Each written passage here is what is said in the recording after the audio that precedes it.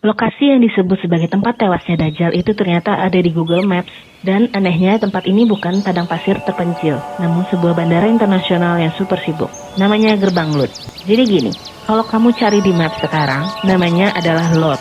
Lokasinya persis di area bandara Ben Gurion, Israel. Jadi titik yang ribuan tahun lalu disebut dalam kabar kenabian sebagai akhir dari fitnah terbesar manusia, yaitu Dajjal, kini dilewati dengan jutaan turis dari seluruh dunia. Lut atau Lot itu nyata. Kota ini letaknya cuma sekitar 15 kilo dari Tel Aviv. Yang menarik, Bandara Internasional Ben Gurion itu sebenarnya berdiri di atas lahan yang secara historis masuk wilayah Lot. Kenapa ini jadi pembahasan serius? Karena banyak orang yang tidak sadar jika lokasi spesifik dalam sejarah Islam itu ternyata adalah tempat modern yang sangat fungsional sekarang. Jadi bukan cuma sekedar cerita, tapi koordinatnya pun itu sangat presisi. Ketetapan ini terdapat dalam hadis Sahih Muslim nomor 2937. Di situ dijelaskan kalau Nabi Isa alaihissalam bakal mengejar Dajjal sampai akhirnya bertemu di pintu Lut atau gerbang Lut. Dan di sanalah Dajjal akan tewas.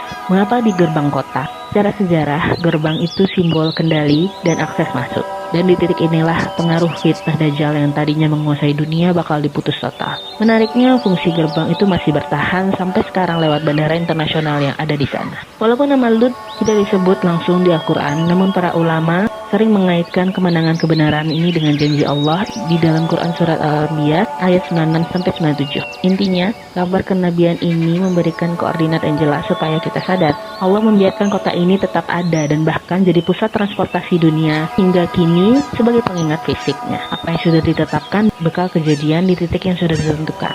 Itu merupakan lokasi yang sudah ditandai dalam sejarah Islam. Teknologi boleh makin canggih, namun ketetapan Allah itu mutlak. Akhir dari fitnah terbesar sudah punya koordinatnya sendiri. Sekarang tinggal kita seberapa siap iman kita ketika waktu itu benar-benar tiba.